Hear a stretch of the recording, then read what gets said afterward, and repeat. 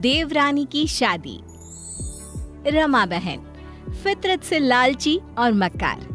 दो बेटे थे, लेकिन दोनों के बीच दो आंखें थी रमा बहन की। कारण थी बड़े की कमाई और छोटे की बुरी किस्मत। माँ जी खाना लगा दिया है, खाना खा लीजिए ना, क्योंकि फिर मुझे इनके लिए कपड़े लेने बाजार जाना है। कल ही ऑफिस के काम से अमेरिका जा रहे हैं, वहाँ पहनने के लिए सर्दी के कपड़े लेने होंगे ना। क्या कहा? राम अमेरिका जा रहा है?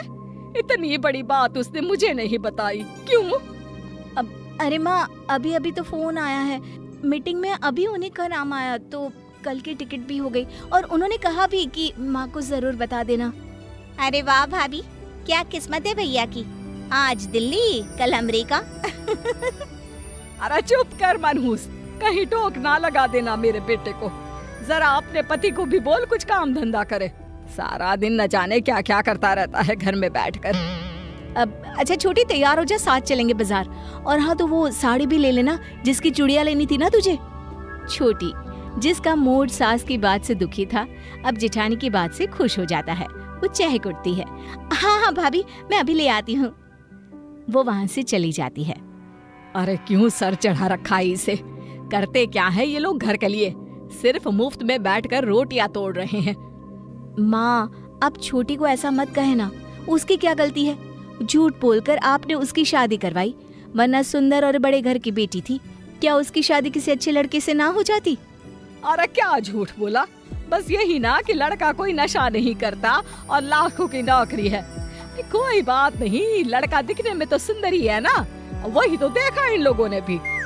खैर, देवरानी और जेठानी दोनों बाजार जाती है, जहाँ देवरानी बार बार साड़ी के पल्लू से अपनी बाजू का दाग छुपाने की कोशिश करती है। अरे क्या छुपा रही हो छोटी, दिखाओ मुझे। नहीं नहीं दीदी, कुछ नहीं, वो दरवाजे से चोट लग गई थी ना, तो लाल पड़ गया है। नहीं नहीं, ये दाग दरवाजे का नहीं है। देवर जी ने फिर पिटाई की ना तेरी? देवरानी रोने लगती है। दीदी क्या गलती थी मेरी, मैंने क्या गलत किया?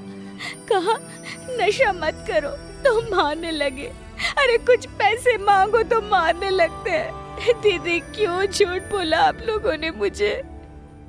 बड़ी बहू अब खुद को मुजरिम समझने लगती है। वो छोटी से क्या कहती? क्या छोटी मानती कि उसे तो ये सारी बात पता भी नहीं थी? शादी में बड़ी का दखल ना के बराबर रखा था सास ने। छोटी, तेरी उम्र कम है, ऊपर से कोई बच्चा भी नहीं।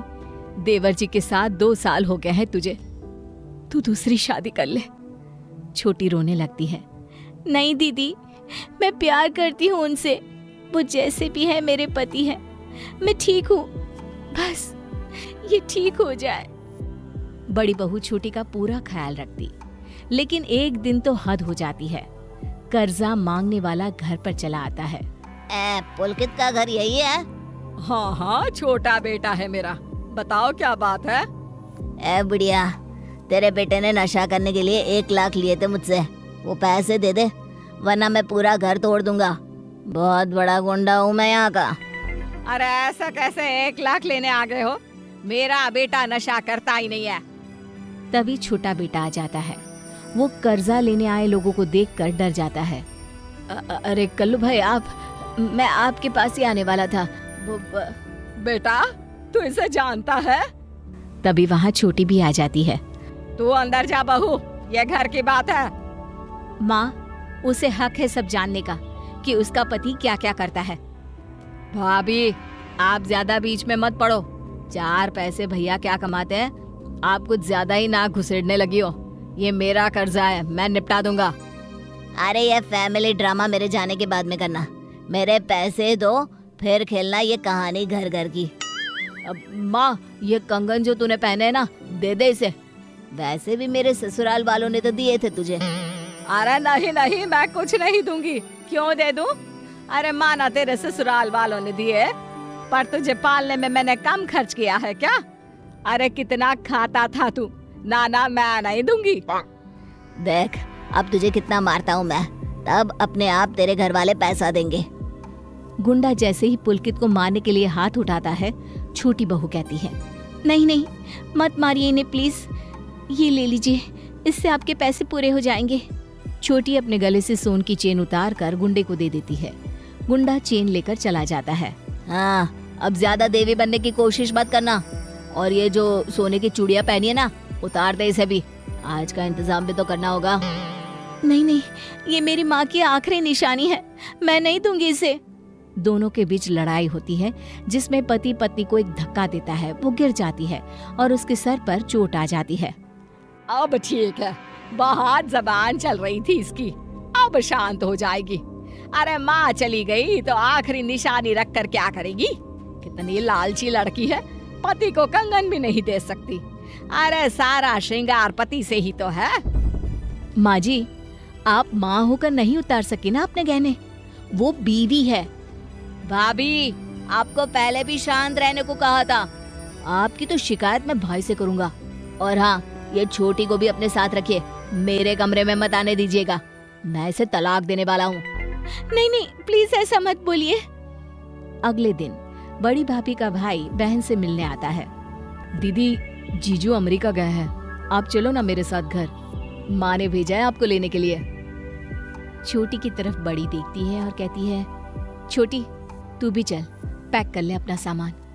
दोनों बहुएं तैयार होकर निकल रही होती है कि सास कहती है, अरे घर का काम कौन करेगा, दोनों चली जाएगी तो। अरे छोटी, तू कहाँ तैयार होकर निकल रही है? चल घर का काम कर, नौकरानी कहीं की, कोई काम तो है नहीं तेरे पास। छोटी सामान लेकर अंदर जाने के लिए मुड़ती है कि छोटी का पति एक औरत के साथ आ जाता है।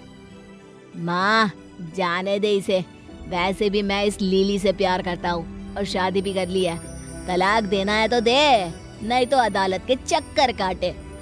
चलो लीली। ये देखकर छोटी के तो पैरों तले जमीन ही खिसक जाती है, वो रोने लगती है।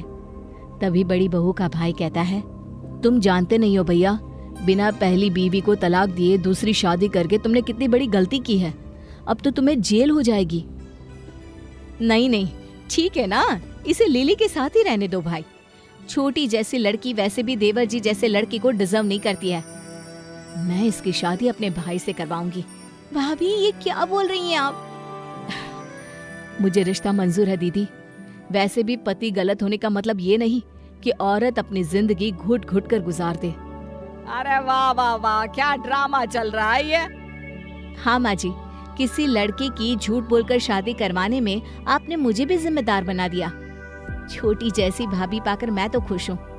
अब तो आप निपटिए ये लीली से।